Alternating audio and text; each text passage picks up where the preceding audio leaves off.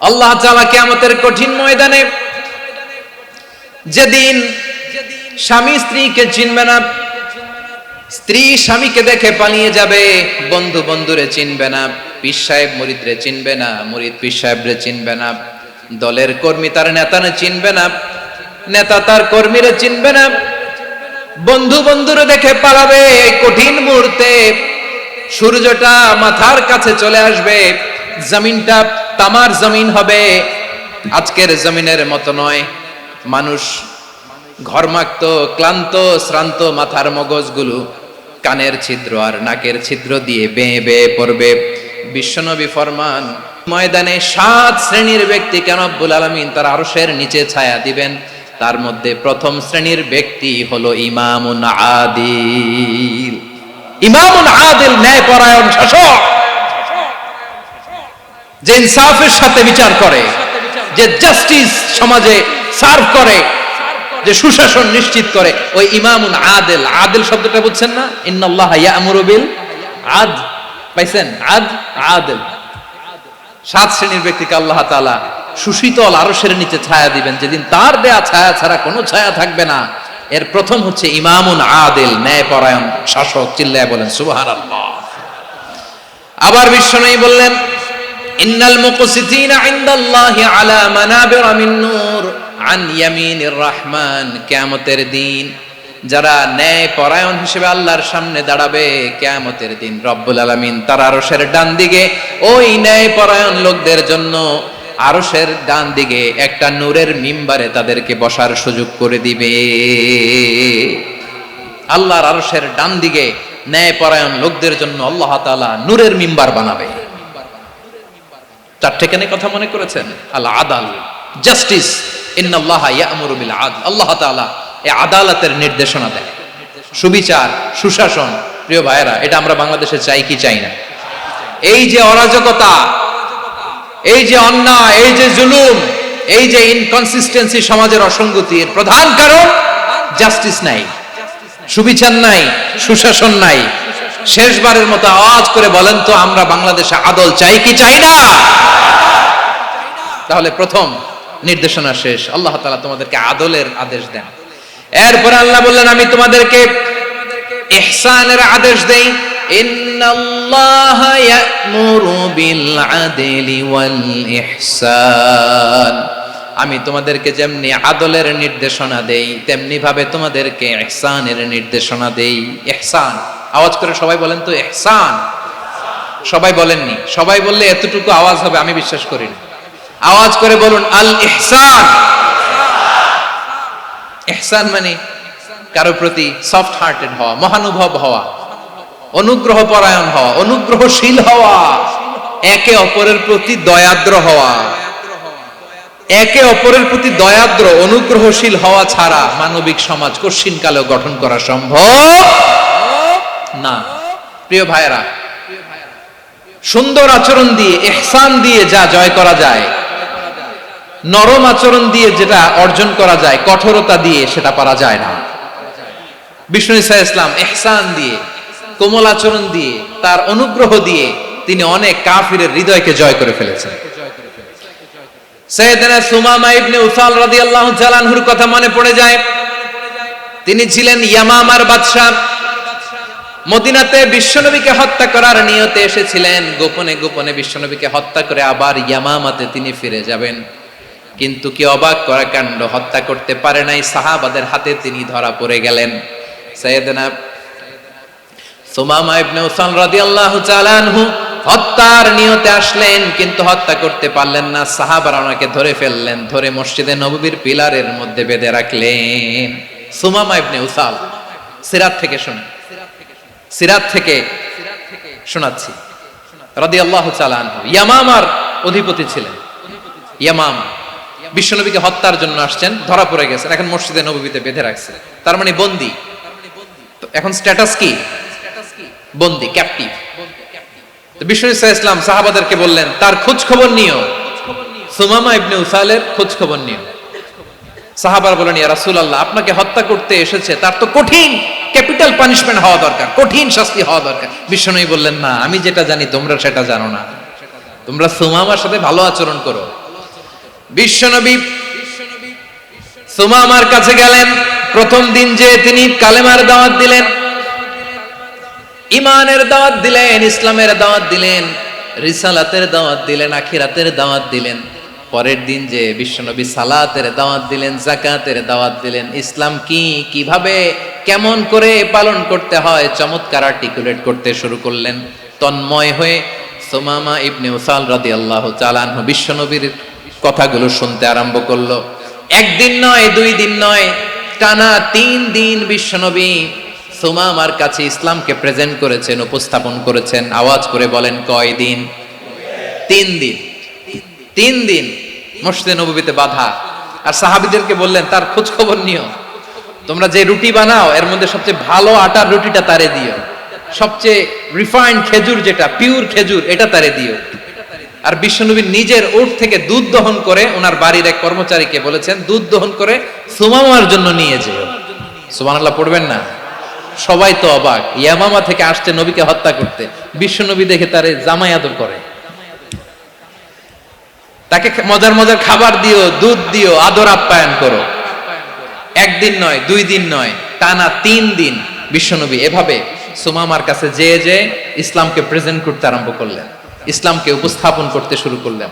আর তাকে চমৎকার এন্টারটেইনমেন্ট, আপ্যায়ন দিতে আরম্ভ করলেন। টানা 3 দিন যখন ইসলামের দ্য বিউটিজ অফ ইসলাম, ইসলামের সুমহান বাণী, সৌন্দর্য তার কাছে উপস্থাপন শেষ, তাকে আপ্যায়ন শেষ, বিশ্বনবী বললেন সাহাবাদেরকে, যাও এবার সুমামার হাতের পায়ের রশি দুটো খুলে দাও। সাহাবারা বললেন, ইয়া রাসূলুল্লাহ, কি বলেন আপনি? ও তো হত্যাকারী, সুযোগ পায় নাই, আপনারে মারতে পারে নাই, ছেড়ে দিলে আবারও আপনার উপর তলোয়ার নিয়ে ঝাঁপিয়ে পড়বে। নবী, এই সিদ্ধান্ত আপনি নিতে যাবেন না। বিশ্বনবী বললেন, যেটা বলেছি সেটা করো, সুমামার রশিগুলো ছেড়ে দাও, সুমামার হাতে পায়ের রশিগুলো যে তোমরা খুলে দাও। সাহাবারা তর্ক জুড়ে দিলেন, লা ইয়া রাসূলুল্লাহ, এমনটা করবেন না, তো ভয়ঙ্কর ভয়ঙ্কর খুনি, কি জানি কি হয়ে যায়। বিশ্বনবী বললেন, না, তার হাতে পায়ের রশিগুলো খুলে দাও।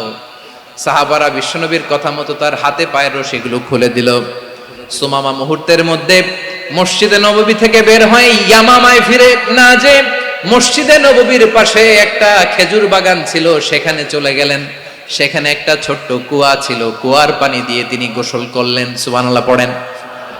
কুয়ার পানি দিয়ে গোসল করে মসজিদে নববীর সামনে এসে বিশ্বনবী এবং সাহাবাদের সামনে দাঁড়িয়ে সাব্বাবা উঁচু করে বললেন, আশহাদু আল্লা ইলাহা ইল্লাল্লাহ ওয়া আশহাদু আন্না মুহাম্মাদান আবদুহু ওয়া রাসূলুহু। আল্লাহু আকবার। আমি সাক্ষ্য দিচ্ছি আল্লাহ ছাড়া কোনো ইলাহ নাই, আর মুহাম্মদ আল্লাহ তাআলার প্রেরিত বান্দা এবং রাসূল। প্রিয় ভাইয়েরা, ইহসান দিয়ে যা জয় করা যায়, কঠোরতা দিয়ে সেটা কঠিনকালেও জয় করা যায় না। আওয়াজ করে বলেন, ঠিক না? এবার সুমামা দাঁড়িয়ে বলে, ওগো নবী, আমি তো কালিমা পড়ে মুসলমান হয়ে গেলাম, এবার শোনেন, এই মুহূর্তের আগে আপনার চেহারার চাইতে নিকৃষ্ট কোনো চেহারা আমার কাছে ছিল না, কিন্তু শাহাদা পাঠ করার পরে আপনার চেহারার চাইতে উত্তম শ্রেষ্ঠ কোনো চেহারা আমার কাছে আর নাই।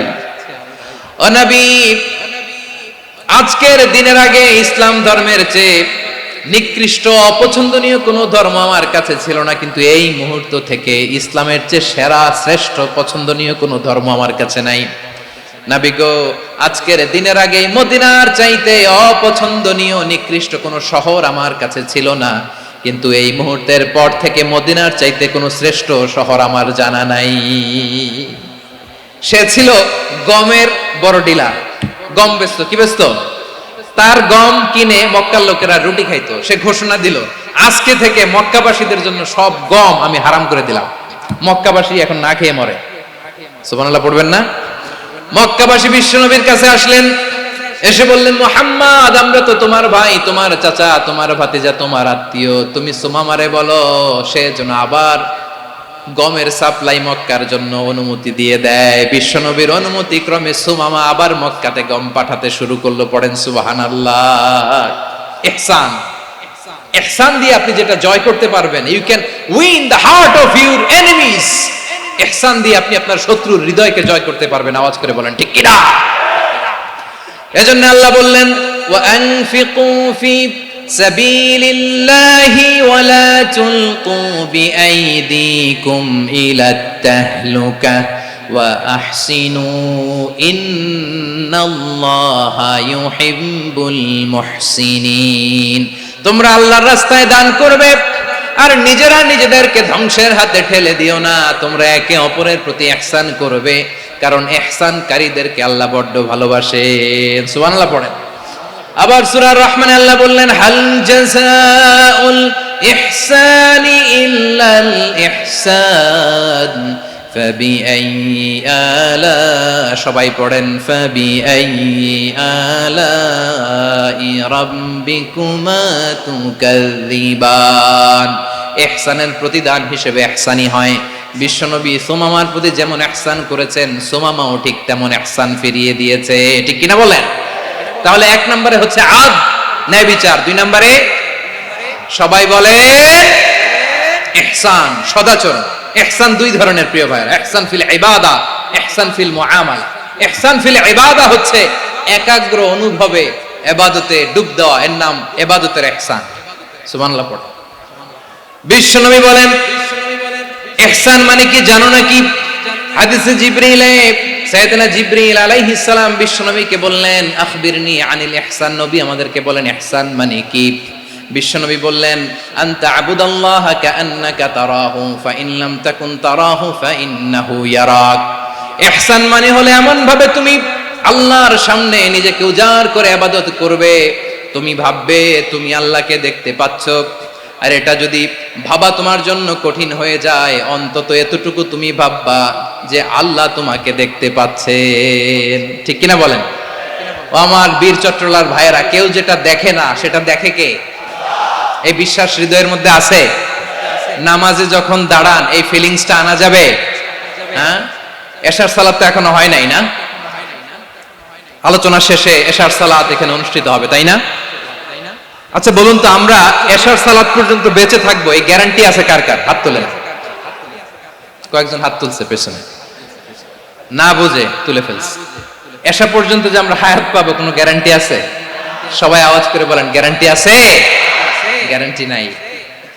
এজন্য বিষ্ণু ইসলাম বলেছে এমন ভাবে নামাজে দাঁড়াও, ইবাদত করো, মনে করো হতে পারে এটাই আমার জীবনের শেষ নামাজ।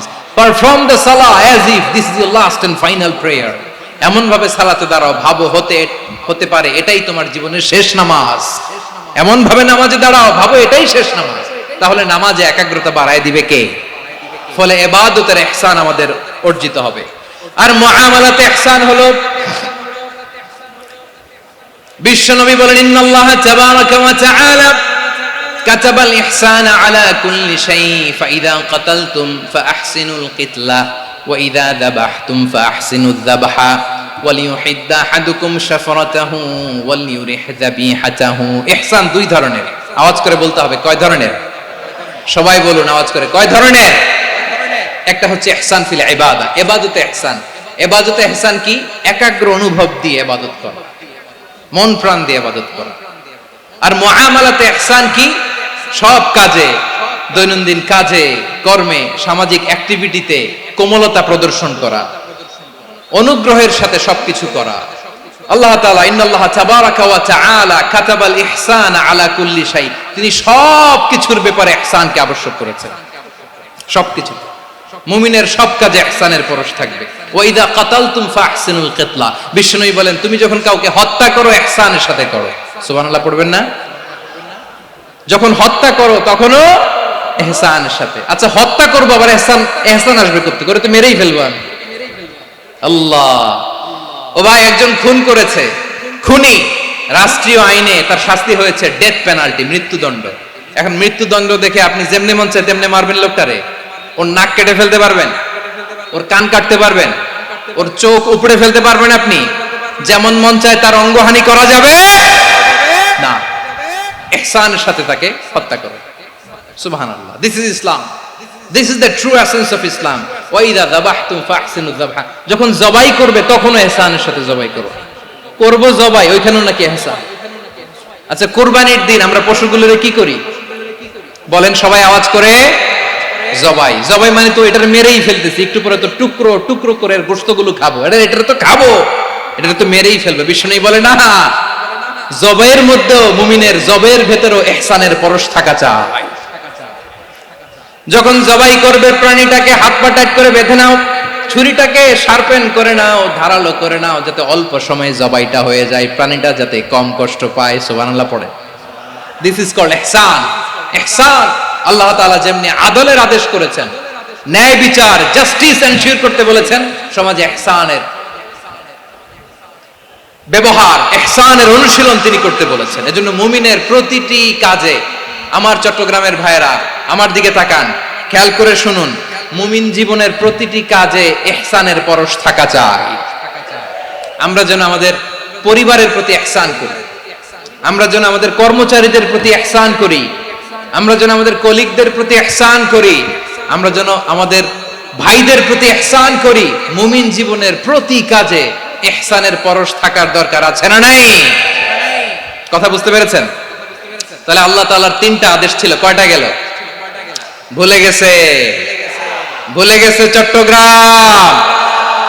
তিনটা আদেশের মধ্যে কয়টা বললাম? প্রথমে কি ছিল? আদল। 2 নম্বরে, 3 নম্বরে রব্বুল আলামিন বললেন ওয়া ইতাইদিল কুরবা, নিকটাত্মীয়দেরকে দান করো। নিকট আত্মীয়দেরকে দাও, যারা তোমাদের ব্লাড কানেকশনের আত্মীয় তাদেরকে তোমরা দাও। এখানে জেনারেলি বললেন দাও, কি দিব সেটা তিনি এখানে বলেন নাই, সেটা তিনি সূরাতুল ইসরার মধ্যে বলেছেন। আল্লাহ বলেন ওয়া আতিযাল কুরবা হাক্কাহ, নিকট আত্মীয়দেরকে তাদের অধিকার, তাদের প্রাপ্য তোমরা বুঝিয়ে দাও। দেখেন, একটা শান্তির সমাজ, একটা সমৃদ্ধ সমাজ, একটা মানবিক সমাজ গঠনের জন্য আল্লাহ তাআলা বেশি না, মাত্র 3টা অর্ডার, 3টা ভার্ডিক্ট তিনি জারি করেছেন। 1 নাম্বার সুশাসন, ন্যায় বিচার। 2 নাম্বার ইহসান। 3 নাম্বার নিকটাত্মীয়, যারা কাছে, তোমার ভেরি ক্লোজ রিলেশনশিপে আছে, তাদেরকে দাও। দাও, দিলে বাড়িয়ে দেয় কে? অনেকে দিতে চায় না, কৃপণতা করে। দিলে বাড়ায় দেয় কে? ও মিয়া, মদিনার মধ্যে সবচাইতে গরিব সাহাবী ছিল বেলাল রাদিয়াল্লাহু তাআলা আনহু। ওনার এন্টায়ার অ্যাসেট, সম্পদের পরিমাণ কতদূর জানেন? একটা লুঙ্গি। বেলাল রাদিয়াল্লাহু তাআলা আনহু, ওনার টোটাল ওয়েলথের এস্টিমেশন হচ্ছে মাত্র একটা লুঙ্গি। একটা লুঙ্গি, টোটাল ওয়েলথ এস্টিমেশন, টোটাল সম্পদের পরিমাণ বেলাল রাদিয়াল্লাহু তাআলা আনহুর কি ছিল? কথা বোঝে নাই বোধহয়। কি ছিল? ওই বেলাল রাদিয়াল্লাহু তাআলা আনহুকে বিষ্ণু ইসলাম বলেছেন আনফিক ইয়া বেলাল, ও বেলাল তুমিও দাও। ওয়ালা তাখশা মিন যিল আরশি ইখলালা, আরশের অধিপতির তো কোনো ঘাটতি নাই, তুমি দিলে ওই আল্লাহ তোমারে বাড়ায় দিবে। এজন্য আমার প্রিয় ভাইয়েরা, দিলে কমে না, দিলে বাড়ে। অনেকে ধরে রাখে, নতুন কিছু নিতে পারে না, হাত দিয়ে যেটা ধরে রেখেছেন এটা দিয়ে দেন, বড় একটা ধরার সুযোগ পাবেন। জোরে বলেন ঠিক কিনা? ধরেন 5 কেজি ওজনের একটা ধরে রাখছেন, এখন 10, এটা না ছাড়লে 10 কেজি ধরতে পারবেন আপনি? আচ্ছা, 10 কেজির জিনিস একটা আছে হাতে, ওইটা যদি ছেড়ে দেন তাহলেই না 15 কেজি ধরতে পারবেন। কথা বলেন ঠিক কিনা? তাহলে দিলে বাড়িয়ে দেয় কে? রব্বুল আলামিন বললেন 3 নাম্বার আদেশ হলো তোমাদের প্রতি সমাজটারে কেমন করে মানবিক সমাজ, সুন্দর সমাজ গড়বা। 3 নাম্বার আদেশ হলো ওয়া আতিদাল কুরবা হাক্কা, নিকটাত্মীয়দেরকে তাদের প্রাপ্য বুঝিয়ে দাও। এই নিকটাত্মীয়দেরকে তাদের অধিকার বুঝিয়ে দেওয়া, প্রাপ্য বুঝিয়ে দেওয়াতে আমাদের গাফলতি আছে না নাই? চট্টগ্রামে নাই? মাশাআল্লাহ আছে, আছে। অনেকে দেখবেন অনেক আল্লাহওয়ালা তাহাজ্জুদ গুজার, সেজদা দিতে দিতে কপালে কালো দাগ ফেলে দিছে, সে তার বোনের হকটা আদায় করে নাই। আছে না নাই? হ্যাঁ, এখানেও আছে। সর্বনাশ। অনেক বড় হাজী সাহেব, বিশাল লম্বা দাড়ি, ছেলেরে সব দিয়ে দিছে, মেয়েরে কিছু দেয় নাই, মেয়ের হক আদায় করে নাই। আছে না নাই? এই হাজী সাহেবেরা, এই আল্লাহওয়ালারা কিয়ামতের ময়দানে আটকে যাবে। আপনি অন্যের অধিকার নষ্ট করেছেন, তাদের রাইটস কে ভায়োলেট করেছেন। এজন্য আল্লাহ তাআলা বলেন, কারো অধিকার যদি কেউ নষ্ট করে, ওই সমাজটা মানবিক সমাজ কঠিনকালেও হতে পারে না। এজন্য 3 নম্বর আল্লাহ বললেন ওয়া ইতাইদিল কুরবা, নিকটাত্মীয়দেরকে দাও। কি দিবা? তাদের অধিকার দিয়ে দাও, বোনের অধিকার বুঝিয়ে দাও। মেয়ের অধিকার বুঝিয়ে দাও, ফুফুর অধিকার বুঝিয়ে দাও। দেখবেন অনেক মায়েরা ছেলের পাতে মুরগির রান দেয়, মেয়ের পাতে দেয় মুরগির ঠ্যাং। এরকম আছে না নাই? ছেলেরা কি দেয় মুরগির, মেয়ের পাতে কি দেয়? তো মেয়ের কি মুরগির রান খেতে মনে চায় না? মনে চায় না? এমনটা করা যাবে না। নিকটাত্মীয়দেরকে অধিকার দিয়ে দাও, নিকটাত্মীয়ের সাথে সুসম্পর্ক রাখো। আদেশটা কার? এজন্য প্রিয় ভাইয়েরা, জীবনে যদি বারাকা অর্জন করতে চান, নিকটাত্মীয়দের সাথে সুসম্পর্ক রাখতে হবে, তাদের জন্য উপহার পাঠাতে হবে। বিশ্বনবী বলেন, লা ইয়াদখুলুল জান্নাতা কাতে, যে ব্যক্তি আত্মীয়তার সম্পর্ককে ছিন্ন করে দেয়, সে কশিন কালেও আল্লাহর জান্নাতে ঢুকবে না। আপনি কি এটারে সহজ হাদিস মনে করছেন? এটা সহজ কথা? আপনি ভাবছেন আপনার নামাজ আপনার বাঁচাতে পারবে, আপনার রোজা বাঁচাতে পারবে, আপনার তাহাজ্জুদ আপনারে বাঁচাতে পারবে? অধিকার নষ্ট করলে কিছুই আপনারে বাঁচাতে পারবে না। এজন্য নিকট আত্মীয়দেরকে দিতে হবে বেশি বেশি। বিশ্বনবী বলেন, ইন্না সাদাকাতা আলাল মিসকিনি সাদাকা ওয়া আলা যির রাহিমি ইসনাতান সাদাকাতুন ওয়া সিলা। মিসকিনরে দান করলে শুধু দানের সওয়াব হয়, নিকট আত্মীয়কে দান করলে দুইটার সওয়াব হয়। সাদাকার সওয়াব হয়, আবার আত্মীয়তার বন্ধন অটুট রাখার সওয়াব হয়ে যায়। আবার বিশ্বনবী বললেন, মান সাররাহু আইয়ুবসাতা লাহু ফি রিজকিহি ওয়া ইউনসা লাহু ফি আসারিহি ফালইয়াসিল রাহিমা। যে ব্যক্তি তার রিজিকের প্রশস্ততা চায় আর হায়াতে বরকত চায়, সে যেন তার আত্মীয়ের সাথে সুসম্পর্ক রাখে। আমার প্রিয় চট্টলার ভাইয়েরা, আমাদের রিজিক বাড়ুক, এটা আমরা চাই কি চাই না? সবাই চান? হ্যাঁ, আমাদের রিজিকে প্রশস্ততা আসুক, চাই কি চাই না? আমাদের হায়াতে বরকত আসুক, আমরা চাই কি চাই না? এই দুইটা যদি চান, তাহলে নিকট আত্মীয়দের সাথে সুসম্পর্ক রাখবেন, পারবেন? তাহলে সমাজটারে মানবিক সমাজ বানায় দিবে কে? তিনটা আদেশ চলে গেল। কয়টা? আওয়াজ করে বলেন। এক নম্বরে কি ছিল?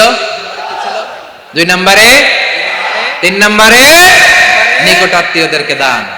আপনাদেরকে আরো শোনার আগ্রহ আছে? আপনাদের মনোযোগ আছে না গেছে? কষ্ট হচ্ছে না? মাশাআল্লাহ, মাশাআল্লাহ। তাকবীর পড়ুন, লিল্লাহি তাকবীর।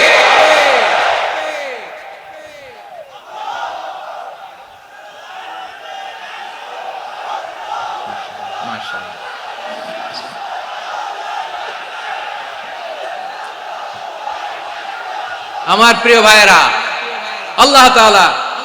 আল্লাহ তাআলা তিনটা জিনিসের যেমনি আদেশ করেছেন, অনুরূপ ভাবে তিনটা বিষয় তিনি বারণ করেছেন, নিষেধ করেছেন। ওগুলোর কাছেও যাওয়া যাবে। শুনবেন। রাব্বুল আলামিন বলেন, ওয়ায়ানহা আনিল ফাহশাই ওয়াল মুনকারি ওয়াল বাগি। আমি যেমনি তিনটি বিষয়ে আদেশ করলাম, অনুরূপ ভাবে তিনটি বিষয়ে বারণ করলাম, নিষেধ করলাম। আমার এক নাম্বার নিষেধাজ্ঞা হলো অশ্লীলতার প্রতি। ফাহশা, ওয়ায়ানহা আনিল ফাহশা, আল্লাহ তাআলা অশ্লীলতাকে নিষেধ করেছেন। কোন জিনিসকে? সবাই বলুন, কোন জিনিসকে? যত ধরনের, যত টাইপের, যত ক্যাটাগরির অশ্লীলতা হতে পারে, সব অশ্লীলতাকে হারাম করেছেন কে? ফাহশা মানে কি? কথায়, কাজে, আচরণে, কমেন্ট, ফেসবুকের কমেন্টসে যত ধরনের নোংরামো আছে, যত ধরনের অশ্লীলতা আছে, এটাকে আরবিতে বলে ফাহশা। এটাকে কি বলে? রাব্বুল আলামিন বলেন, কুল ইন্নামা হারামা রাব্বিয়াল ফাওয়াহিশা মা যাহারা মিনহা ওয়া মা বাতান। ও নবী, আপনি বলে দেন, আমার রব প্রকাশ্য, অপ্রকাশ্য, স্পষ্ট কিংবা অস্পষ্ট, দৃশ্যমান কিংবা অদৃশ্যমান সব অশ্লীলতাকে হারাম করেছেন। সব ধরনের অশ্লীলতা হারাম, সব ধরনের। আল্লাহ তাআলা আমাদেরকে অশ্লীলতা থেকে বাঁচান, অশ্লীলতা থেকে তিনি আমাদেরকে হেফাজত করুক। পড়েন আমিন। এবার বলেন, আমাদের সমাজে অশ্লীলতা আছে না নাই? চট্টগ্রামে নাই? আমি কই নাই, ওনারা বলে আছে। দেখছেন, আমি সামহাও বাঁচায় দেওয়ার ট্রাই করতেছি, ওনারা বলে আছে। অশ্লীলতা নানা ভাবে, নানা নামে, নানা মোড়কে আমাদের সমাজে আছে না নাই? সংস্কৃতির নামে, ফ্যাশনের নামে, বিনোদনের নামে, উপন্যাসের নামে, কনসার্টের নামে অশ্লীলতা আছে না নাই? আপনি দেখেছেন কনসার্টগুলোর অবস্থা? এই যে আতিফ আসলাম যে আসছে আমাদের দেশে, তারপর কে কে আসছে, আমাদের তরুণ তরুণীরা, আমাদের যুবক যুবতীরা, আমাদের জেনজিরা, কি অবস্থা ওইখানে? হ্যাঁ, কি অবস্থা? কে বাঁচাবে ওদের? কে রক্ষা করবে ওদের ইমানের, ওদের চরিত্রের হেফাজতের গ্যারান্টি কে দিবে? কনসার্টের নামে অশ্লীলতা আছে না নাই? ছেলে মেয়ে একে অপরকে জড়ায় ধরতেছে, একে অপরকে চুমু খাচ্ছে প্রকাশ্যে, দিবালোকে, গণমানুষের সামনে। আল্লাহ তাআলা এই অশ্লীলতা থেকে আমাদেরকে বেঁচে থাকতে বলেছেন, বেঁচে থাকতে বলেছেন। রূপালী জগতের নামে অশ্লীলতা আছে না নাই? এই টার্মটা আপনারা জানেন না? রূপালী জগৎ কি জগৎ? আসলে কি রূপালী জগৎ না অন্ধকার জগৎ? আমার বোনেরা, আপনাদেরকে যে কি বলে তারা বুঝায়, রূপালী জগৎ শুনেই আপনি ভরকে যাবেন না। রূপালী জগতে যে নারী যত বেশি উলঙ্গ, সে নাকি তত বেশি সাহসী। জানেন, বলে এটা একটা সাহসী নারী, খুব সাহসী পদক্ষেপ তার। যত বেশি শরীর থেকে কাপড় নামাতে পারবে, যত বেশি বস্ত্রহীন হয়ে নিজেকে প্রেজেন্ট করতে পারবে, সে নাকি তত বেশি সাহসী। আমার চট্টলার ভাইয়েরা, শয়তানের প্রথম এজেন্ডা ছিল বনি আদমকে বস্ত্রহীন করা। সে আদম এবং হাওয়া আলাইহিস সালামকে নিষিদ্ধ গাছের ফল খাইয়ে তাদেরকে বস্ত্রহীন করেছে। এই জামিনেও সে আমাদেরকে বস্ত্রহীন করতে চাইবে। এই রূপালী জগতের নামে তারা এটা করে। আমার প্রিয় বোনেরা, আপনি জানেন না আপনার দাম কত। ওরা আপনাদেরকে বিজ্ঞাপনের সস্তা পণ্য বানাতে চায়। ওরা আপনাদেরকে ওদের ভোগের লিপসার টুলস বানাতে চায়। ওরা আপনাদেরকে দিয়ে ওদের খায়েশ পূরণ করতে চায়। এটা আপনাদের জন্য মোটেও ডিগনিটি নয়, এটা আপনাদের জন্য সম্মান নয়। আপনার সম্মান শালীনতায়, আপনার সম্মান হেজাবে, আপনার সম্মান ভদ্রতায়, আপনার সম্মান আপনার ডিসেন্ট পোশাকে। পোশাক বলে দেয় এই নারীটা ভদ্র না অভদ্র। পোশাক বলে দেয় এই মেয়েটা কোন ঘরের মেয়ে। আওয়াজ করে বলেন ঠিক কিনা? আপনি জানেন না, আপনারা সস্তা পণ্য বানায়, ভোগের পণ্য, বিলবোর্ডে আপনাকে উলঙ্গ করে উপস্থাপন করে। এই অশ্লীলতার সাথে ইসলামের কোনো সম্পর্ক। এজন্য আল্লাহ বলেন, আমি অশ্লীলতাকে হারাম করেছি। অশ্লীলতাকে হারাম করার প্রথম কারণ হলো এর মাধ্যমে মানবতাকে অপমানিত করা হয়। কারণ মানুষের সম্মান মানুষের পোশাকে। মানুষ যখন পোশাকহীন হয়ে যায়, বস্ত্রহীন হয়ে যায়, তার সম্মান কমে যায়। ঠিক কিনা? অশ্লীলতাকে হারাম করার প্রথম কারণ হচ্ছে মানুষ মানুষকে অপমান করে। একটা নারী, সে তো সম্মানিত। নারী যে কত সম্মানিত, নারীর এটা বুঝেই নাই। বিশ্বনবী বলেন, আদ দুনিয়া কুল্লুহা মাতা ওয়া খায়রু মাতা'আদ দুনিয়া আল মারআতুস সালিহা। আমার বোনেরা, 5টা প্যান্ডেলে আপনারা এলইডিতে আমার আলোচনা শুনছেন, আমি জানি। আপনাদের এই গর্ভ যে কত দামি আপনি জানেন না। আপনার পেট থেকেই আসবে আগামী দিনের সালাহুদ্দিন আল আইয়ুবী। আপনার পেট থেকেই আসবে অনাগত দিনের ইমাম মাহদী আল মুনতাযর। আপনার পেট থেকেই আসবে অনাগত দিনের ফয়সাল, ওয়াসিম, মুগ্ধ, আবু সাইদের মতো বীর যোদ্ধা।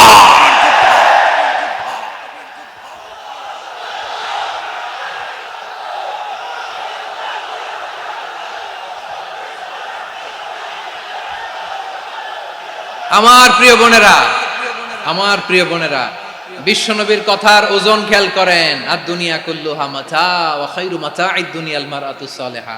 দুনিয়ার সবকিছুই অ্যাসেট, এর মধ্যে সবচেয়ে দামি অ্যাসেট নেককার নারী। আপনার গর্ভ যে কত দামি আপনি জানেন না। নিজের সময়টাকে কাজে লাগান, কোরআন পড়েন, সুন্নাহ পড়েন। আপনার অনেক দায়িত্ব ঘরে। You are the MD of your family. একটা family it's a very big institution. পরিবার একটা অনেক বড় প্রতিষ্ঠান। and you are the MD of your institution. আপনি এই পরিবারের MD, managing director of your family. এখানে আপনার কত দায়িত্ব। আপনি ছেলে মেয়েদেরকে তারবিয়া করবেন।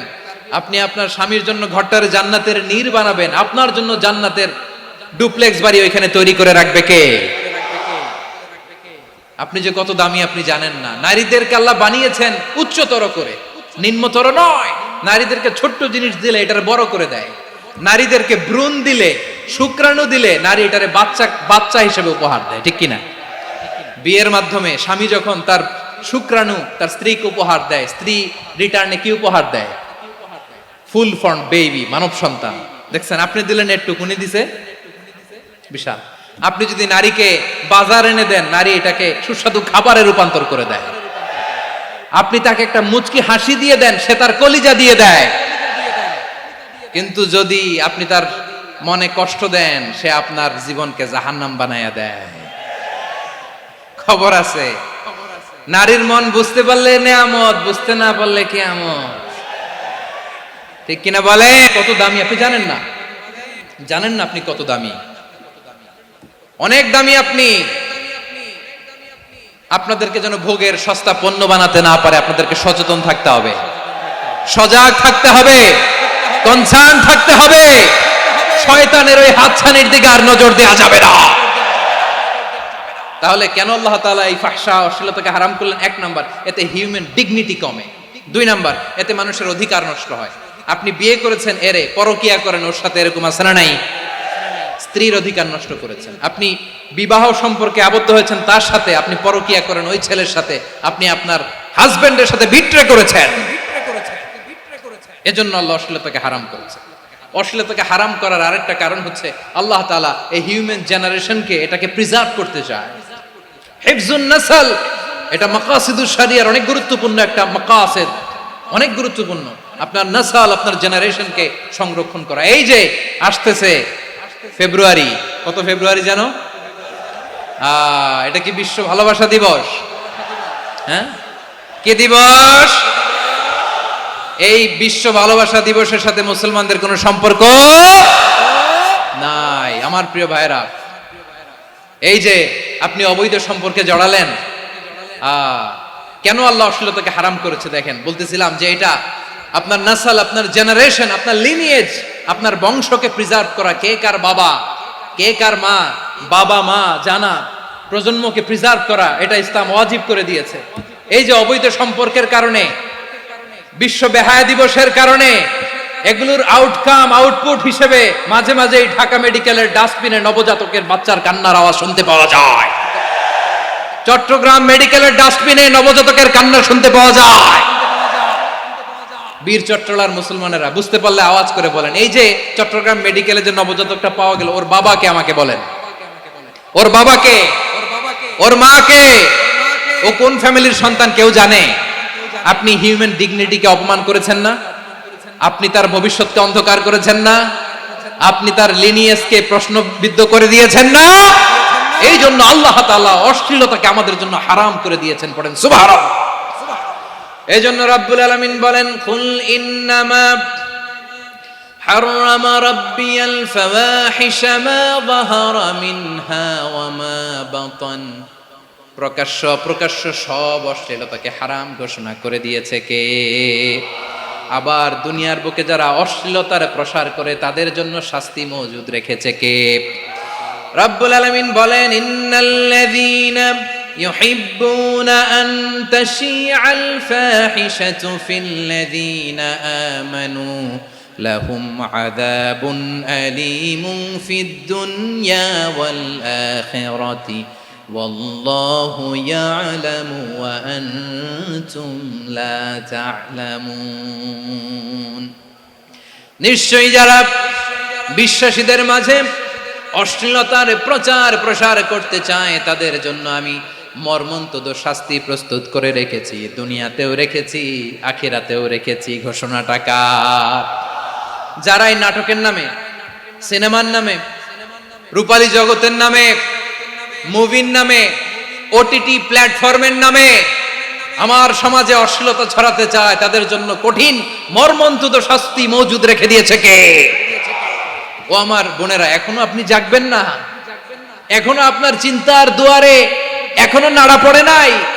ওরা আপনাকে উলঙ্গ বানাতে চায়, ওরা আপনাকে আইটেম গার্ল বানাতে চায়। এজন্য ইসলাম অশ্লীলতাকে হারাম করেছে। হারাম। ইসলাম বলেছে যোজন যোজন দূরে থাকো, ওরা বলে না কাছে আসো, কাছে আসার গল্প, ক্লোজ আপ ওয়ান, কাছে আসার গল্প আছে না নাই? চট্টগ্রামে তো এগুলো নাই মাশাআল্লাহ। হ্যাঁ, এখানেও আছে ক্লোজ আপ ওয়ান, কাছে আসার গল্প। আল্লাহ বলেন ওয়ালা তাকরাবুজ জিনা, কাছেও এসো না, জিনা থেকে যোজন যোজন কিলো দূরে থাকো, ওরা বলে কাছে আসার গল্প। আমার বীর চট্টলার ভাইয়েরা, কাছে আসতে হলে আমরা কোরআনের কাছে আসব, কাছে আসতে হলে নবীর কাছে আসব, কাছে আসার গল্প হবে আমার রবের কাছে আসার গল্প। চিল্লায় বলো ঠিক কিনা?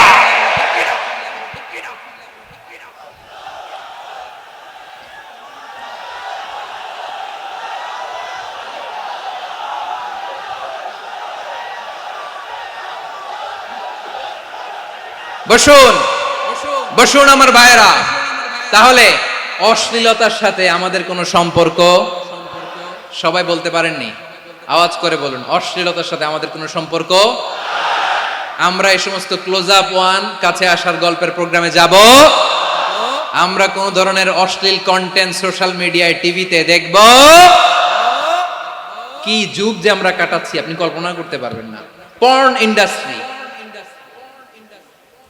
নারী পুরুষের বস্ত্রহীন যুগল দৃশ্য, এটাকে দিয়ে ওরা কোটি ডলারের ইন্ডাস্ট্রি বানিয়েছে। পুরো মানব ইতিহাসে এরকম জঘন্য সময় মানব ইতিহাস পার করে নাই। পর্ন এটা ইন্ডাস্ট্রি হয়ে গেছে। আমাদের এই যুবকগুলো, জেনজিগুলো, ওদের চরিত্র বাঁচাবে কি করে? কেমন করে হেফাজত করবে ওদের এই মূল্যবান চরিত্র?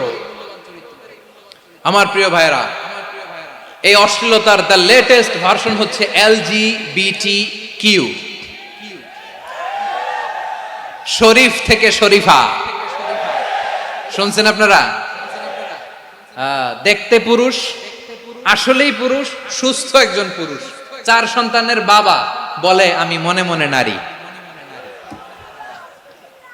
দেখতে নারী, সুস্থ নারী, আসলেই সে দিব্যি একজন নারী, বলে আমি মনে মনে পুরুষ। সবচেয়ে ভয়ঙ্কর অশ্লীলতার সবচাইতে লেটেস্ট ভার্সন হচ্ছে এই ট্রান্সজেন্ডারিজম। সুস্থ পুরুষ তার বায়োলজিক্যাল গ্রোথকে হরমোন দিয়ে স্টপ করে দিয়ে সে সার্জারি করে নারী হতে চায়, সুস্থ নারী পুরুষ হতে চায়। পুরুষ পুরুষের প্রতি সেক্সুয়ালি আকর্ষণ বোধ করে, এটা লূত আলাইহিস সালামের কওমের মধ্যে ছিল। এটাকেও আল্লাহ কোরআনে ফাহিশা বলেছেন।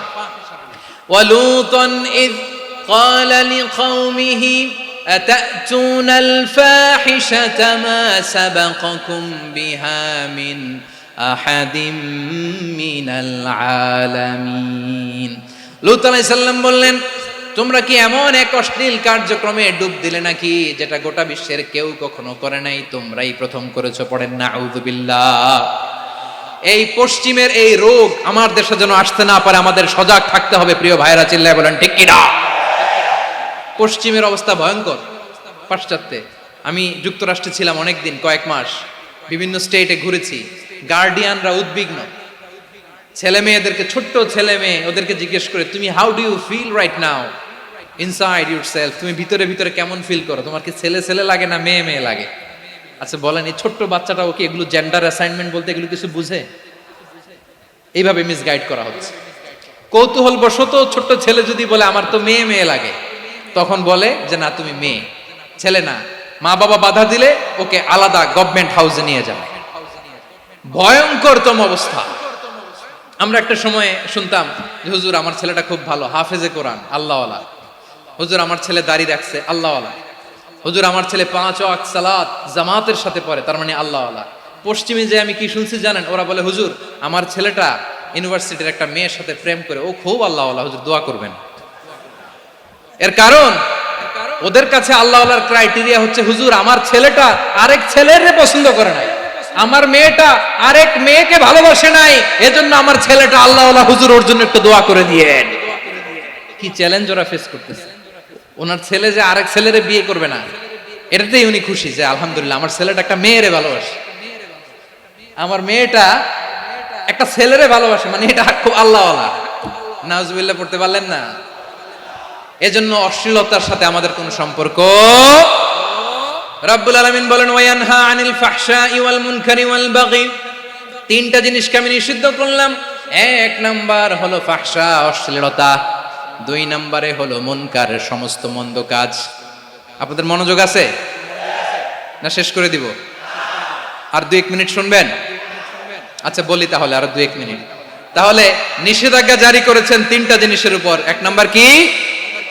ফাহশা, অশ্লীলতা। দুই নাম্বার মুনকার। মুনকার মানে হচ্ছে যত মন্দ কাজ, খারাপ কাজ, বাজে কাজ, এটার বলে মুনকার। এটার কি বলে? আপনারা পড়ছেন না, তা'মুরুনা বিল মা'রুফি ওয়া তানহাউনা আনিল মুনকার। ভালো কাজের আদেশ, সৎ কাজের আদেশ, অসৎ কাজের নিষেধ। মুনকার, মুনকার হচ্ছে মানুষের স্বাভাবিক বিবেকবোধ যেটাকে খারাপ বলে, ওইটাই মুনকার। পৃথিবীর সব আসমানি গ্রন্থ যেটাকে খারাপ বলেছে, মানুষের স্বাভাবিক বিবেকবোধ যেটাকে খারাপ বলেছে, এগুলো সব মুনকার।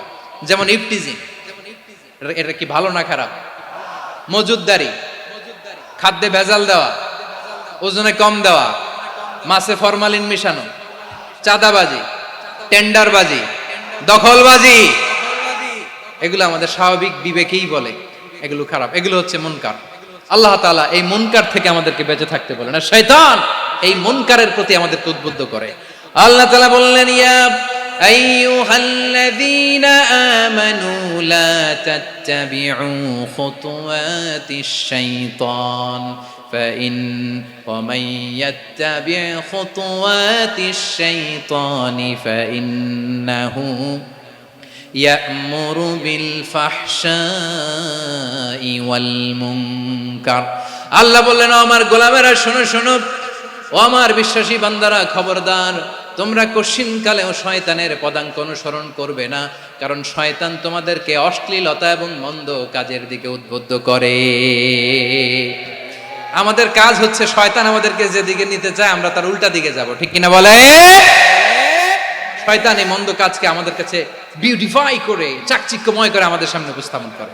এজন্য আল্লাহ বলেন, মুনকারকে থামাতে হবে, মুনকার প্রতিরোধ করতে হবে। মুনকার প্রতিরোধের দায়িত্ব শুধু আমাদের নাকি? শুধু আপনার খতিব সাহেবের, ইমাম সাহেবের, নাকি মুসলিম উম্মার সবার? আওয়াজ করে বলুন, মুনকার, অসৎ কাজ প্রতিরোধের দায়িত্ব কার? রাব্বুল আলামিন বলেন, কুনতুম খায়রা উম্মাতিন উখরিজাত লিন-নাসি তা'মুরুনা বিল মা'রুফি ওয়া তানহাউনা আনিল মুনকার। তোমাদেরকে শ্রেষ্ঠ জাতি করে জমিনের মধ্যে আবির্ভূত করা হয়েছে, যাতে করে তোমরা জমিনের ভেতরে সৎ কাজের আদেশ করতে পারো আর অসৎ কাজের নিষেধ করতে পারো। উম্মাহ কুনতুম খায়রা, তাহলে গোটা উম্মার দায়িত্ব, এটা বুঝতে পারছেন তো? আচ্ছা, আরো নিচে আসেন। এরপরে আল্লাহ বললেন, শুধু উম্মাহ না, এই জমিনের রাজত্ব আমি যাদের হাতে দেই, এই জমিনের মালিক আমি যাদেরকে বানিয়ে দেই, যাদেরকে আমি সরকারের দায়িত্ব দেই, তাদেরকেও মুনকার প্রতিরোধের দায়িত্ব দিয়েছে কে? আল্লাহ বলেন, যারা ক্ষমতার মসনদে বসেছে তাদেরকে 4 দফা কর্মসূচি আমি আল্লাহ দিলাম। আওয়াজ করে বলেন, কয় দফা? আল্লাহ বলেন, আল্লাযীনা ইম্মাক্কান্নাহুম ফিল আরদি আকামুস সালাতা ওয়া আতাউয যাকাতা ওয়া আমারু বিল মা'রুফি ওয়া নাহাউ আনিল মুনকার ওয়ালিল্লাহি আকিবাতুল উমুর। যারা এই জমিনের উত্তরাধিকার হয়েছে তারা 4 দফা কর্মসূচি নিয়ে সামনে আগাবা। সালাত কায়েম করবা, যাকাত আদায় করবা, সৎ কাজের আদেশ দিবা, অসৎ কাজ থেকে মুনকার প্রতিরোধ করবা। আদেশটা কার? আমার প্রিয় চট্টলার ভাইরা, পুরো উম্মার দায়িত্ব মুনকার প্রতিরোধ করা, সরকার প্রধানের দায়িত্ব মুনকার প্রতিরোধ করা। এরপর আল্লাহ বলেন, প্রতিটা ফ্যামিলির যিনি প্রধান, সিইও, বাবা, প্রত্যেক বাবারও দায়িত্ব এই মুনকার প্রতিরোধ করা। আওয়াজ করে বলেন, ঠিক কিনা?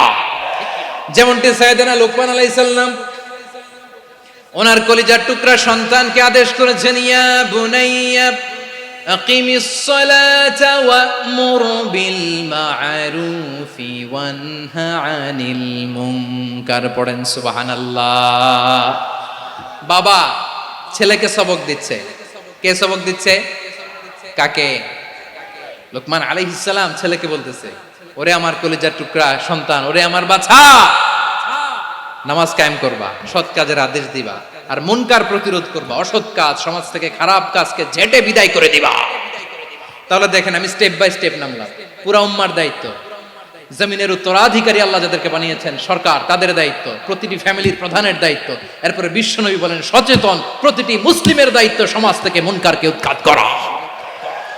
বিশ্বনবী বলেছেন মান রাআ মিনকুম মুনকারান ফালিয়ুগাইয়িরহু বিয়াদিহি ফাইন লাম ইয়াস্তাতি ফাবিলিসানিহি ওয়া ইন লাম ইয়াস্তাতি ফাবিকলবিহি ওয়া যালিকা আযআফুল ঈমান।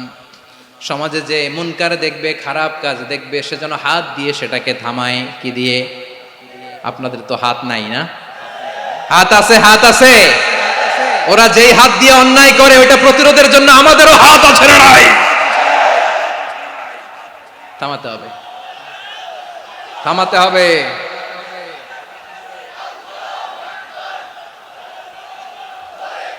বসুন আমার প্রিয় ভাইয়েরা, ওরা ওদের যে হাত দিয়ে টেন্ডারবাজি করে, চাঁদাবাজি করে, ইফটিজিং করে, দখলবাজি করে, যে হাত দিয়ে, ওই মুনকার থামায় দেওয়ার জন্য আল্লাহর দেয়া আমাদেরও দুটি হাত আছে না নাই? আমাদেরও হাত আছে, থামাইতে হবে, থামাইতে হবে, হিম্মত করতে হবে। আমার প্রিয় ভাইয়েরা, না থামালে আমরাই ডুববো শেষমেশ। আমাদের বাঁচার জন্য হলেও থামাইতে হবে। রব্বুল আলামিন বলেন ওয়াত্তাকু ফিতনাতাল লা তুসিবান্নাল্লাযীনা যালামু মিনকুম খাসসা। ও আমার গোলামেরা, ওই আযাবকে ভয় করো যে আযাব যখন আমি জমিনের বুকে পাঠাই শুধু জালেমদেরকেই মারি না, আলেমদেরকেও মারি। আযাব যখন আসে তখন শুধু জালিমই মরে না, আলেমও মরে। জানেন মুসা আলাইহিস সালামের পায়ে একবার একটা লাল পোকা কামড় দিয়েছে, লাল পিঁপড়া। লাল পিঁপড়া কামড় দিলে খুব আরাম লাগে না? কি লাগে? হ্যাঁ, জলে না? লাল একটা পিঁপড়া কামড় দিছে, তো উনি রেগে মেগে পাশি দেখে লাল পিঁপড়ার বাসা, পা দিয়ে ডলে মুছে সবগুলো পিঁপড়া মেরে ফেলছে। এই ঘটনাটা আল্লাহ ঘটিয়েছেন এজন্য মুসা আলাইহিস সালাম ছিলেন কালিমুল্লাহ, সরাসরি আল্লাহর সাথে কথা বলতেন। তিনি আল্লাহকে জিজ্ঞেস করেছিলেন, আল্লাহ তুমি যখন কোনো জনপদে আযাব পাঠাও, শাস্তি দাও, ওখানকার শুধু জালেমরাই তো মরে না, ভালো মানুষগুলাও মরে, তো আযাব দিবা মুশরিকদের উপর দিবা, অবাধ্যদের উপর দিবা, ভালো মানুষগুলারে মারো কেন? আল্লাহ বললেন, মুসা তোমার যে কামড় দিছিল পায়ের মধ্যে পিঁপড়া, কয়টা পিঁপড়া? জোরে বলেন। একটা পিঁপড়া, তো সবগুলারে মারলা কেন? রেগে মেগে পুরো পিঁপড়ার বাসা ভেঙে ম্যাসাকার করলা কেন? এই মুসা, আমি যখন অ্যাকশনে যাই, আমি যখন শাস্তি দেই, তখন এত বাস বিচার করা হয় না, বাস বিচার করা যায় না। যখন অ্যাকশনে যাওয়া হয় ওইটা ডাইরেক্ট অ্যাকশন হয়ে যায়। চিল্লায় বলো ঠিক কি না? এজন্য আমাদের বাঁচার জন্য হলেও এই পাপ থামাতে হবে, এই শয়তানের অট্টহাসি থামাতে হবে, অন্যায় অপরাধ সমাজ থেকে আমাদের থামাতে হবে। কারণ আযাব আসলে ওরাও মরবে, আমরাও মরব। একটা জাহাজ 2 তলা, আপনি আছেন 2য় তলায়, শুনতেছেন? শুনতেছেন? জাহাজ কয় তলা? আপনি কোন তলায়? 2য় তলায়। নিচের তলার কিছু লোক জাহাজের তলা ছিদ্র করতে আরম্ভ করছে। কি ছিদ্র করতেছে? আচ্ছা, জাহাজের তলা ছিদ্র করলে তলা দিয়ে কি ঢুকে? এখন আপনি যদি বলেন আমার কি, আমি তো 2 তলায়, আমার কি, আমি তো সেফ, আমি তো সেফ জোন, আমি তো ভালো আছি, আমি তো ভালো আছি, ওরা ছিদ্র করে ওরা মরবে। আসলে কি শুধু ওরা মরবে, নাকি তলা ফুটো হলে ভিতরে পানি ঢুকলে আপনারও শরীর সমাধি হবে? তলা দিয়ে যখন পানি ঢুকবে, জাহাজ ঢুকলে আপনিও মরবেন। এজন্য নিজে মরার আগে ওই পাগলগুলোর নিচতলায় যে থামাতে হবে। চিল্লায় বলেন ঠিক কি না? এজন্য আল্লাহ বললেন মুনকার প্রতিরোধের দায়িত্ব সমাজের টপ টু বটম সবার। পুরো উম্মার দায়িত্ব, সরকার প্রধানের দায়িত্ব, প্রতিটি ফ্যামিলির প্রধান বাবার দায়িত্ব। বিশ্বনবী বললেন প্রতিটি সচেতন মুসলিমের দায়িত্ব। এজন্য মুনকার প্রতিরোধ করার দরকার আছে না নাই? সমাজে এই যে ইফটিজিং হয়, আপনার বোনের বয়সী একটা মেয়েকে কিছু বকাটে টিটকারি করে, এই বলে সেই বলে, নোংরা কথা বলে, রাস্তায় দেখেও আপনি পাশ দিয়ে না দেখার মতো চলে যান কেন? আপনি দাঁড়ান না কেন? আপনি দাঁড়ালেই তো থেমে যাবে, কারণ সত্যের যে শক্তি তার সামনে মিথ্যা মুখ থুবড়ে পড়ে। আপনার সামনেও কিছুই না, নাথিং। আপনি দাঁড়ান, ওকে প্রশ্ন করেন যে আমার বোনকে তুমি ডিস্টার্ব করো কেন? আপনাকে দেখে আরো 5 জন দাঁড়াবে, 5 জনকে দেখে আরো 10 জন দাঁড়াবে। আমাদের নীরবতা আর আমাদের নিশ্চুপ থাকাই জালিমদেরকে আরো শক্তিশালী জালিম বানিয়েছে। এজন্য মুনকার প্রতিরোধের দায়িত্ব আমাদের সবার। টেন্ডারবাজি, চাঁদাবাজি, দুর্নীতি, অপরাধ, দখলদারিত্ব, মজুদদারি, এগুলো সব কিছু একসাথে প্রতিরোধ করতে হবে, ঠিক কিনা বলেন? একটা মানবিক সমাজ যদি চাই, প্রতিরোধ করতে হবে। প্রিয় ভাইয়েরা, আল্লাহর শপথ নিয়ে বলি, এই নাসিহাতগুলো সবার জন্য, সব দলের জন্য, সব মতের মানুষের জন্য। আমরা কোনো দলের প্রতি মানুষকে ডাকি না, আমরা ডাকি ইসলামের দিকে। সব দলের, সব মতের, সব মানুষদেরকে আমরা আহ্বান জানাই, আসুন আমরা একটা সুন্দর সমাজ বিনির্মাণ করি। এই যে নতুন বাংলাদেশের এক সুযোগ এসেছে, আর জীবনে হয়তো আসবে না, সামনের 100 বছর এই সময় আসবে না। আসুন দেশটাকে আমরা সাজাই, আসুন আমরা দুর্নীতি বন্ধ করি, আসুন আমরা চাঁদাবাজি বন্ধ করি, আসুন আমরা দখলদারিত্ব বন্ধ করি, আসুন আমরা এক দল আরেক দলকে নিশ্চিহ্ন করার যে রাজনীতি, এটা বন্ধ করি। সব দলের প্রতি আমার আহ্বান। আমি কিছুদিন আগে একটা নিউজ দেখলাম, ওই যে লন্ডনে বসে জনাব তারেক রহমান সাহেবকে আমি ধন্যবাদ দিতে চাই। উনি সংবাদ শোনা মাত্রই ওনার দলের অনেক চাঁদাবাজকে উনি বহিষ্কার করেছে। I do appreciate. প্রতিটি দলের এরকম ইনিশিয়েটিভ নেওয়ার দরকার আছে না নাই? যে কোনো দলে এই প্র্যাকটিসটা থাকার দরকার আছে না নাই? চাঁদাবাজদের সাথে আপনারা নিজেদেরকে মুক্ত ঘোষণা করবেন যে এরা আমার দলের কর্মী হতে পারে না। আমরা চাঁদাবাজ মুক্ত বাংলাদেশ চাই, জুলুম মুক্ত বাংলাদেশ চাই, ফ্যাসিজম মুক্ত বাংলাদেশ চাই, গুণ খুন খারাপি মুক্ত বাংলাদেশ চাই। আমরা নতুন ভোরের বাংলাদেশ চাই। ওই বাংলাদেশ পাওয়ার জন্য মুনকার প্রতিরোধে, অন্যায় প্রতিরোধে যদি বাঘের বাচ্চার মতো, আবু সাইদের মতো 2 হাত উঁচু করে, বুককে টান টান করে প্রসারিত করে দাঁড়াতে হয়, রাজি আছো মুসলমান? কারা কারা রাজি? আল্লাহকে হাত দেখিয়ে প্রতিজ্ঞা করো।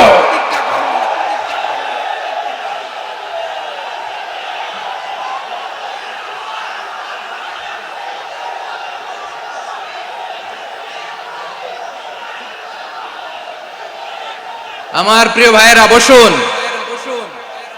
বসুন আমার ভাইয়েরা। রাব্বুল আলামিন বলেন, ওয়ায়ানহা আনিল ফাহশাই ওয়াল মুনকারি ওয়াল বাগি ইয়াইদুকুম লাআল্লাকুম তাযাক্কারুন। বসুন। আল্লাহ বললেন, আমি অশ্লীলতাকে নিষেধ করি, আমি সব ধরনের মন্দ কাজকে নিষিদ্ধ করি, সব শেষে আমি সীমা লঙ্ঘনকে তোমাদের জন্য নিষিদ্ধ করি। আলোচনা মনে আছে তো, না ভুলে গেছেন? নিষিদ্ধ করেছেন কয়টা জিনিস? 1 নম্বরে অশ্লীলতা, 2 নম্বরে মুনকার তথা সব মন্দ কাজ, 3 নম্বরে আল বাগি, সীমা লঙ্ঘন, ক্রসিং দ্য লিমিট। সীমা লঙ্ঘন করা ভালো না। We all should know our limits. চিল্লায় বলেন ঠিক কিনা? একই আয়াতে আল্লাহ বললেন, কুল ইন্নামা হাররামা রাব্বিয়াল ফাওয়াহিশা মা যাহারা মিনহা ওয়া মা বাতানা ওয়াল ইসমা ওয়াল বাগিয়া বিগাইরিল হক। অন্যায় ভাবে যে অবাধ্য হয়, যে সীমা লঙ্ঘন করে, তাদেরকেও আমি এটা হারাম করে দিলাম। সীমা লঙ্ঘন করা হারাম, সীমা লঙ্ঘন করা হারাম। আল্লাহ বারবার আমাদেরকে ওয়ার্নিং দেয়। যখন আমরা থামি না তখন আল্লাহ ধরে, আর যখন ধরে তখন ছাড়ে না। ধরে না, ধরলে আল্লাহ। ফেরাউনকে কিন্তু হুট করে ধরে নাই, আপনারা জানেন 9 বার ওয়ার্নিং দিয়েছে। ফেরাউনকে আল্লাহ তাআলা ওয়ার্নিং দিয়েছিল কয়বার? বীর চট্টলার বীর সেনানীরা আওয়াজ করে বলেন, ফেরাউনকে ধরার আগে ওয়ার্নিং দেয়া হয়েছিল কয়টা? রাব্বুল আলামিন বলেন, ওয়ালাকাদ আতাইনা মূসা 9 আয়াতিন বাইয়িনাত। 9টা মুআজিজা দেখিয়েছি। 1 2 3 বারবার এইভাবে রিমাইন্ডার, ওইভাবে রিমাইন্ডার, এইভাবে নসিহাত, ওইভাবে দাওয়া। ফাকুলা লাহু কাওলান লাইয়িনা, নরম করে বলো, সফট করে বলো, যত ওয়ে হতে পারে দাওয়া মেথডোলজি। মূসা আলাইহিস সালামের সব অ্যাপ্লাই শেষ। 10ম বারে যে আল্লাহ ধরছে, 10ম বারে যে ধরেছে। এজন্য আল্লাহ বলেন, আমি সীমা লঙ্ঘনকে পছন্দ করি না। কোরআনের অন্য আয়াতে বাগীকে বলা হয়েছে আল ইতিদা। সীমা লঙ্ঘন যারা করে তাদেরকে আল্লাহ বলেছেন মুতাদিন। وقاتلوا في سبيل الله الذين يقاتلونكم ولا تعتدوا إن الله لا يحب المعتدين। আমি সীমা লঙ্ঘনকারীদেরকে কোশ্চিনকালেও পছন্দ করি না। আমরা যেন সীমা লঙ্ঘন না করি। রাজি আছেন তো? যে কোনো ক্ষেত্রে ইবাদতে যেন সীমা লঙ্ঘন না করি। অনেকে আমরা ইবাদতে সীমা লঙ্ঘন করে ফেলি। বিশ্বনবী সাল্লাল্লাহু আলাইহি ওয়াসাল্লাম যেটা শিখিয়েছেন এর বাইরে যে অতিরিক্ত বুজুর্গ হতে চায় এরকম আছে না নাই? করা যাবে না, কোনো ক্ষেত্রেই সীমা লঙ্ঘন করা যাবে, এমনকি যুদ্ধ ক্ষেত্রেও না। বিশ্বনবী সাল্লাল্লাহু আলাইহি ওয়াসাল্লাম বলেন খবরদার যুদ্ধ ক্ষেত্রেও সীমা লঙ্ঘন করো না। কি সুন্দর ইসলাম আমরা পেয়েছি। বিশ্বনবী বলেন খবরদার যুদ্ধের ময়দানে কোনো নারীর গায়ে হাত তোলো না, কোনো শিশুর গায়ে হাত তোলো না, কোনো গবাদি পশু হত্যা করো না, কোনো শস্য ক্ষেত্র ধ্বংস করো না, ইবাদতরত অন্য ধর্মের কোনো সন্ন্যাসীর গায়ে হাত তুলো না। বলেন সুবহানাল্লাহ।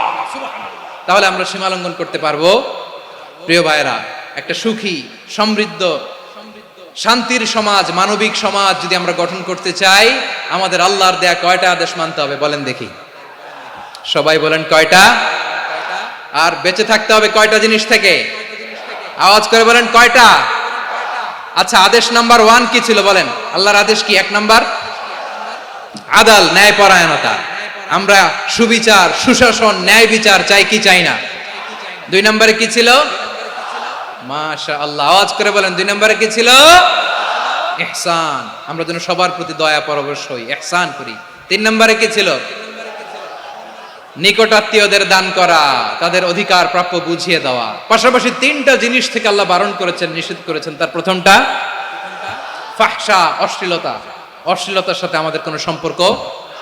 আজকের এই ঐতিহাসিক চট্টগ্রামের প্যারেড ময়দান থেকে আমরা যত ধরনের মা বাহারা মিনহা মা বাতান, প্রকাশ্য অপ্রকাশ্য, দৃশ্যমান অদৃশ্যমান সব অশ্লীলতা থেকে নিজেদেরকে মুক্ত ঘোষণা করলাম। অশ্লীলতাকে আমরা না বলে দিলাম। আওয়াজ করে সবাই বলুন নো। অশ্লীলতার সাথে আমাদের কোনো সম্পর্ক। 2 নম্বর নিষেধাজ্ঞা কি ছিল?